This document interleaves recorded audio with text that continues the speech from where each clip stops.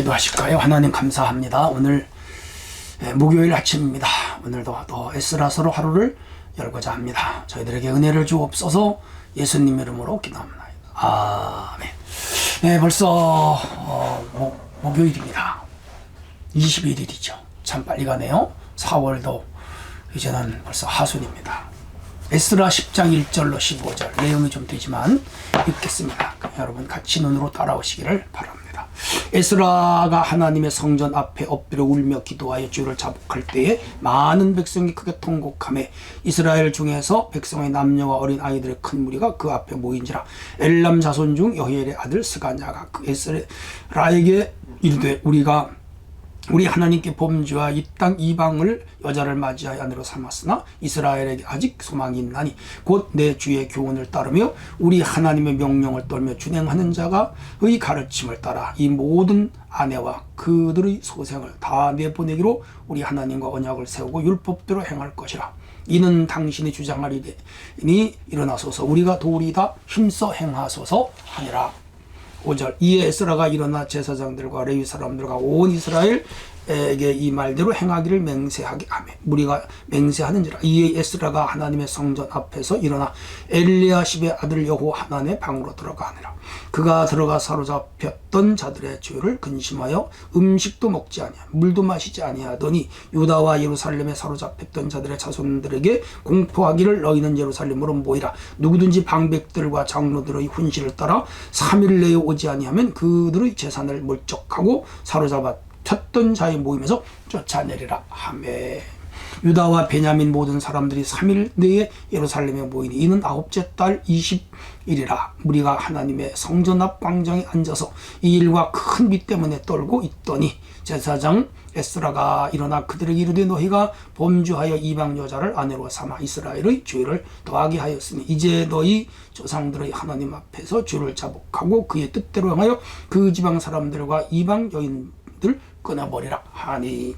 모든 회중이 큰 소리에 대답하이르되 당신의 말씀대로 우리가 마땅히 행할 것이니이다. 그러나 백성이 많고 또 큰 비가 내리는 때니 능히 밖에 서지 못할 것이요 우리가 이 일로 크게 범죄하였은즉 하루 이틀에 할 일이 아니오니 이제 온 회중을 위하여 우리의 방백들을 세우고 우리 모든 백성이 이방 여자에게 장가드는 전 다 귀한 내 각 고을의 장로들과 재판장들과 함께 오게 하여 이 일로 인하여 우리 하나님의 진노가 우리에게서 떠나게 하소서 하나 오직 이 아사엘의 아들 요하난과 디과의 아들 야스야가 일어나 이 일을 반대하는 무술람과 레위 사람 10부대가 그들을 돕더라. 아멘. 네, 여러분 잘 들으셨죠? 오늘 주제는 지도자의 회개 기도에 스스로 돌이키는 백성들 이런 주제가 되겠습니다. 이 내용은 뭐죠? 포로에서 돌아온 사람들이 이방 여자, 이방 남자들과 결혼을 하는 문제. 네, 오늘로 말하면 뭐라고 할까요? 국제 결혼이죠. 다문화 가정이 되는 것이죠. 그렇게 되면 뭐가 문제가 생기죠? 단일 혈통, 아브라함, 이삭, 야곱의 혈통이 끊어지는 거라. 짬뽕이든 북이스라엘, 사마리아 사람들과 다를 바가 없게 됩니다. 오늘로 말하면 우리가 세상 문화를 수용할 때 우리는 혼합 종교가 되는 거죠. 무서운 거죠.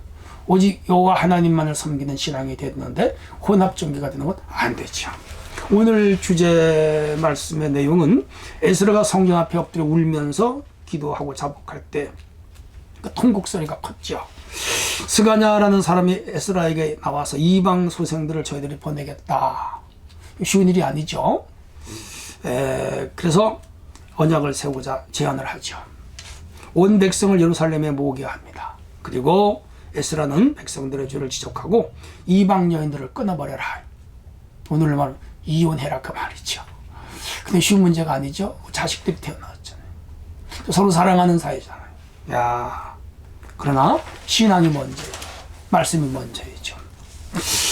자, 우선 1절로 6절을 좀 들여다보겠습니다. 잘못에서 돌이키는 백성들입니다.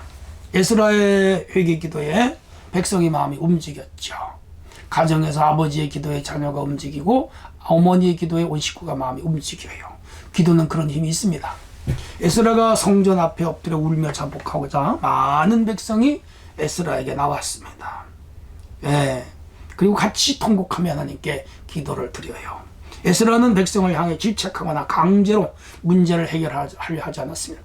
그냥 하나님께 나와서 기도만 했습니다. 참된 지도자는 이렇게 훈시를 하거나 명령을 하거나 지적을 하거나 강압하거나 그렇지 아니하고 백성들의 죄를 자기처럼 죄처럼 생각하고 하나님 앞에 엎드려 기도함.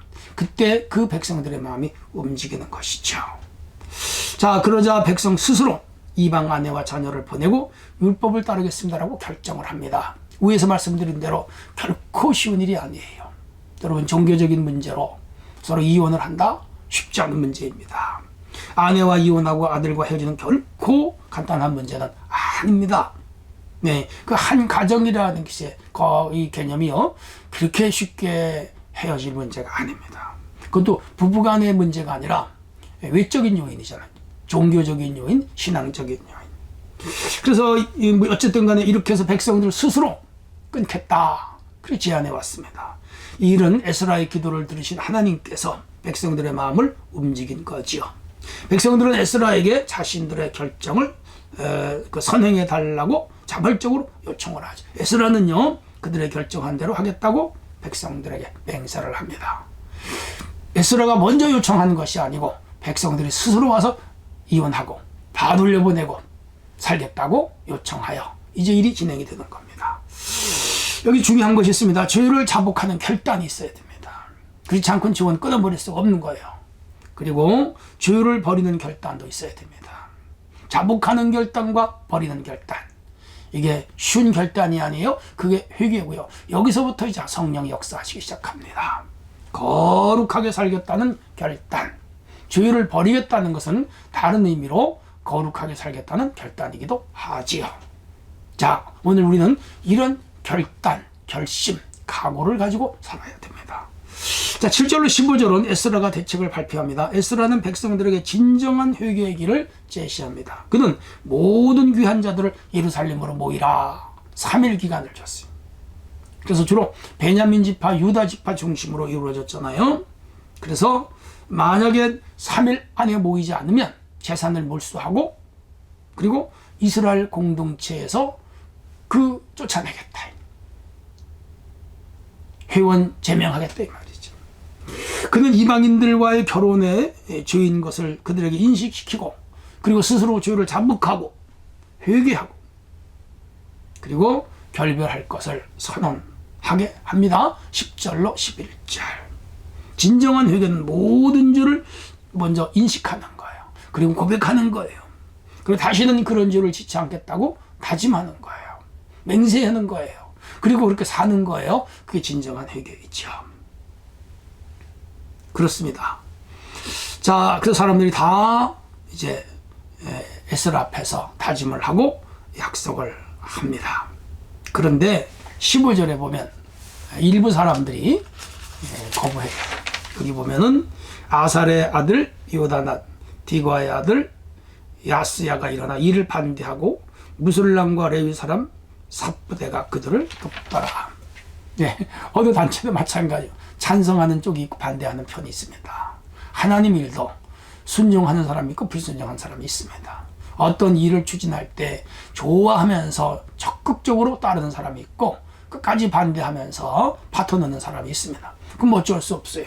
그러나 그들이 행한 대로 결과도 돌아온다는 것도 우리는 잊어서는 안 됩니다. 자, 오늘 7절로 15절에서 주시는 교훈이 있습니다.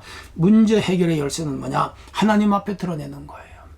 우리 어떤 문제가 있으면, 개인에게 문제가 있고 가정에 문제가 있고 공동체 문제가 있으면 그 문제를 드러내야 돼요. 감추면은요 문제가 해결되지를 않아요. 두 번째는요, 하나님 앞에 나가야 돼요. 에스라처럼 이 문제를 쉬쉬하거나 근심이나 하거나 이거 고민인데 그건 아니지 하면서 돌아다니면서 떠들고 다녔다면 문제 해결 안 되죠. 하나님 앞에 나가서 울며 금식하며 통곡하며 기도하는 거죠. 그게 문제 해결의 방법이에요. 그리고 목자의 가르침을 잘 따르는 것이죠. 에스라는 그들의 목자예요. 백성들이 그들의 지도를 따랐습니다. 잘한 거예요. 겨울이었어요. 추웠어요. 그런데도 그들은 이 성전 앞 광장에 모여서 끝까지 에스라의 지도를 따르고 그리고 실행하게 됩니다. 해서 이 문제가 해결이 됩니다. 참 어려운 주의 문제였지만은 끊어버렸습니다. 여러분, 생이별이라잖아요. 생이별. 부모와 자식이 생이별하는 거예요.